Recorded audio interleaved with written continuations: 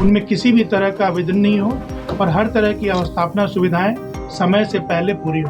जितने भी आवागमन के लिए मार्ग हैं उनमें गड्ढे न हो, व्यवस्थित हों। श्रद्धालुओं के लिए जो कैंप लगाए जाते हैं वो एक्सप्रेसवे या हाईवे से उचित दूरी पे लगाए जाए ताकि कोई एक्सीडेंट का खतरा न हो। यही प्रयास होगा कि जितने भी श्रद्धालु आ रहे हैं उनको हम बेहतर से बेहतर सुविधाएं मुहैया कराएं।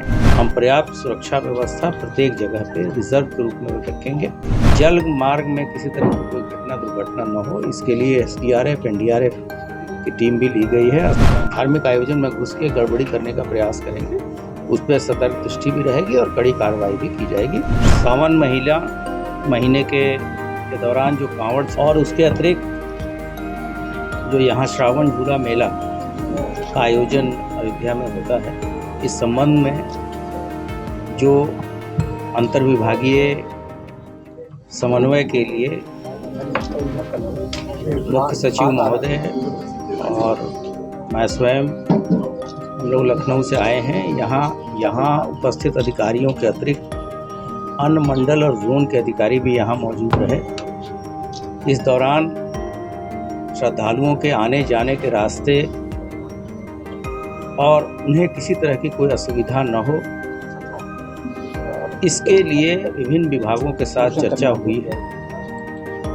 शासन के तरफ से यही प्रयास होगा कि जितने भी श्रद्धालु आ रहे हैं उनको हम बेहतर से बेहतर सुविधाएं मुहैया कराएं, जिससे कि उन्हें कोई असुविधा न हो। इस दौरान सुरक्षा व्यवस्था चाक चौबस रहे, इसके निर्देश दिए गए हैं। पर्याप्त पुलिस बल प्रत्येक धार्मिक स्थलों पर लगाया जाएगा। इसके अतिरिक्त जो कांवड़ शिविर लगेंगे या जो जिस रास्तों से श्रद्धालु आएंगे उनके रहने इत्यादि की जगह पे भी सुरक्षा व्यवस्था कराई जाएगी। अयोध्या जी में विशेष व्यवस्थाएं घाटों पे भी रहेंगी, यहाँ के प्रमुख मंदिरों पे भी रहेंगी। जहाँ ज़्यादा से ज़्यादा भीड़ रहती है वहाँ मेडिकल की सुविधा भी रहेगी। हम लोग अधिक से अधिक तकनीक का इस्तेमाल करेंगे, जैसे कि CCTV कवरेज कराएंगे, ड्रोन के साथ भी कराएंगे। हम लोग टीथर ड्रोन को भी लेने के बारे में सोच रहे हैं, ताकि इस बार टीथर ड्रोन के ज़रिए हम लाइव जो है इसके जो लीड्स जो हैं अपने कंट्रोल रूम में लें और वहाँ पे सभी विभाग के लोग तैनात रहेंगे, ताकि किसी भी आकस्मिक स्थिति में हम चीज़ों को तत्काल मुहैया कराएं। हम पर्याप्त सुरक्षा व्यवस्था प्रत्येक जगह पे रिजर्व के रूप में रखेंगे। हमारे अन्य जो विभाग के जैसे ATS है, STF है, इनके लोग भी यहाँ आज मौजूद थे, उनके द्वारा भी अपना डिप्लॉयमेंट किया जाएगा। जल मार्ग में किसी तरह की कोई घटना दुर्घटना न हो, इसके लिए SDRF NDRF की टीम भी ली गई है। स्थानीय जो गोताखोर हैं और स्थानीय नाविकों का भी साथ लिया जाएगा।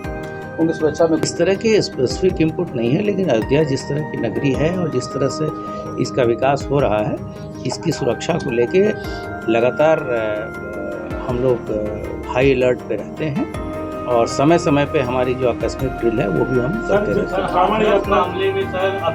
धार्मिक आयोजन में घुस के गड़बड़ी करने का प्रयास करेंगे, उस पर सतर्क दृष्टि भी रहेगी और कड़ी कार्रवाई भी की जाएगी। 3 कानून के बारे में आज 7 तारीख हो गया, 7 दिन से इसमें किसी तरह की कोई समस्या नहीं आ रही है और जो भी निर्देश वहाँ से आए हैं FIR वगैरह दर्ज हो रही है और हमने शासन ने हमें फंड दिया है, जो तकनीकी रूप से हमारे लोग दक्ष हैं और जो ट्रेनिंग हम लगातार अपग्रेड करते जा रहे हैं और समय समय पर आपको भी अवगत कराया जाएगा। आप तो खुद अयोध्या जी के रहने वाले हैं। अब अयोध्या जी में जो अवस्थापना सुविधाओं में विस्तार हुआ है, इसको आप लोगों ने खुद देखा है।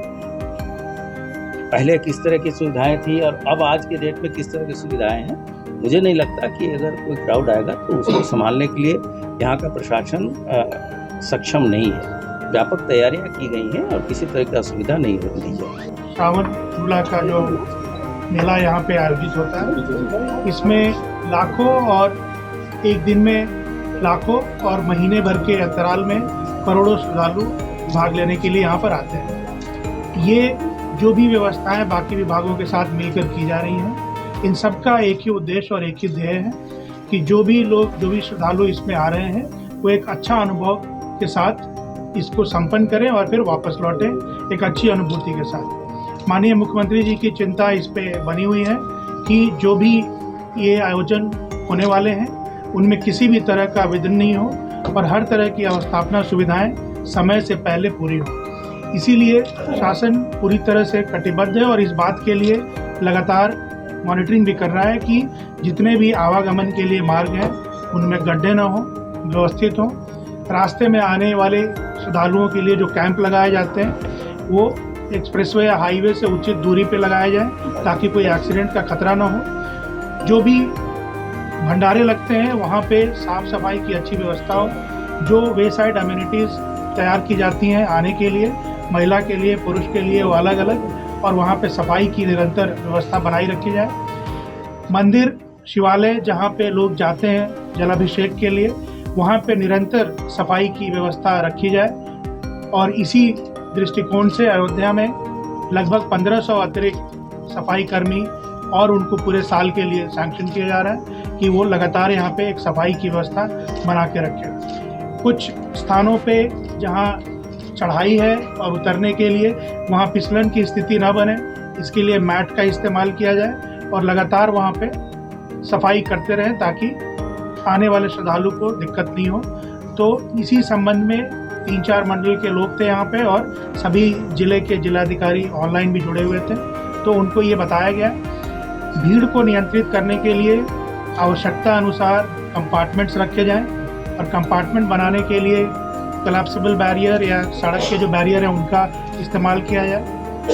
इन्हें ये भी बताया गया है कि 2 लेवल के व्हाट्सएप ग्रुप बनाए जाएं, एक सीनियर ऑफिसर्स के और एक नीचे कटिंग एज लेवल पे, और आसपास के ज़िले निरंतर एक दूसरे से उसके माध्यम से संपर्क में रहें ताकि अगर यहाँ पे ज़्यादा क्राउड है तो कहीं और से जो आ रहा है उसको समय से रेगुलेट कर सकें। ये भी स्थानीय प्रशासन को बताया गया है कि श्रद्धालु जो बाहर से आ रहे हैं, ट्रैक्टर ट्रॉली पे ज़्यादा लोग आते हैं, तो उनको यथा नज़दीक, मतलब जितना नज़दीक वो शहर के और मंदिरों के आने दिया जा सकता है वहाँ पर उनकी पार्किंग कराएं। ऐसा ना हो कि 5 किलोमीटर 10 किलोमीटर दूर पार्किंग कर दी और उनको मंदिर तक पहुँचने में दिक्कत हो रही है। इसके साथ ही ये भी बताया गया है कि नदी में जो चिन्हित स्थल हैं, जो बैरिकेडेड जगह हैं, जो फ्लोटिंग जेटी के सहारे भी बनाए गए हैं, तो जो नियत स्थान है वहीं पे स्नान करें लोग। इस बात के लिए लोगों को लगातार पब्लिक एड्रेस सिस्टम के द्वारा आगाह किया जाए और उसके अतिरिक्त वहाँ पे SDRF और गोताखोर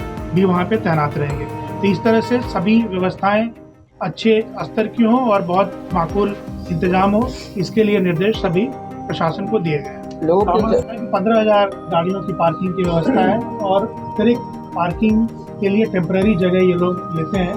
तो 2 तरह की व्यवस्थाएं सुझाई गई है। एक तो वो लैंड एक्वायर करने के लिए जो प्राइवेट पार्किंग है वो टाइम टेकिंग होगा, वो अभी इन दिनों में नहीं हो पाएगा, लेकिन ये बताया गया है DMs और SSP को कि आप एक राउंड जाकर इन साइट्स को मौके पर देख लीजिए और जहाँ किसी पार्किंग में आपको ऐसा लगता है कि वहाँ बारिश की वजह से दलदल की स्थिति बनेगी तो वहाँ पे बालू या ईंट वगैरह या छाई वगैरह डालकर और उसको व्यवस्था बनाएं। ये भी कहा गया है कि क्रूशियल जगहों पे क्रेन और हाइड्रा की व्यवस्था रखी जाए ताकि पार्किंग में अगर कोई फंस गया तो उसको भी निकाला जाए। एक तो फंसने की स्थिति बननी नहीं चाहिए, उसकी तैयारी होनी चाहिए, लेकिन अगर कहीं इस तरह की गाड़ी फंस जाती है या ट्रैफिक में कोई व्यवधान होता है तो क्रेन आदि की व्यवस्था होनी चाहिए ताकि उसको तुरंत हल किया जा सके।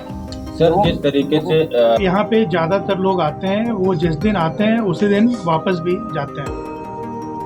80-90% इस तरह के श्रद्धालु होते हैं। और ये आपकी बात सही है कि कई श्रद्धालु आते हैं तो अपना खाना यहाँ पर खुद बनाते हैं, लेकिन वो अपना खाना बनाने की व्यवस्था लेकर चलते हैं अपने ट्रैक्टर के साथ और वो नियत स्थान है जहाँ पर वो अपना खाना बनाते हैं और फिर खाना खाते हैं। तो हमारी तरफ से ये निर्देश जिला प्रशासन को है कि एक तो रेस्टोरेंट वगैरह भी रीज़नेबल चार्ज करें, दूसरा जो श्रद्धालु अपना खाना बनाते हैं उनके लिए स्थान नियत है वहाँ पर उनको फैसिलिटेट किया जाए। पानी की, साफ़ पानी की वहाँ व्यवस्था होनी चाहिए और शेड वगैरह की व्यवस्था होनी चाहिए ताकि अगर बारिश का आसार बनता है तो उसमें भी उन्हें तकलीफ़ ना हो और अपना वो खाना समय से और सही तरीके से बना सकें। Thank you. सब्सक्राइब करें आपका अपना चैनल न्यूज टाइम नेशन और हर खबर सबसे पहले पाने के लिए बेल आइकॉन जरूर दबाएं। और हाँ, खबरें पसंद आ जाएं तो लाइक और शेयर करना ना भूलें।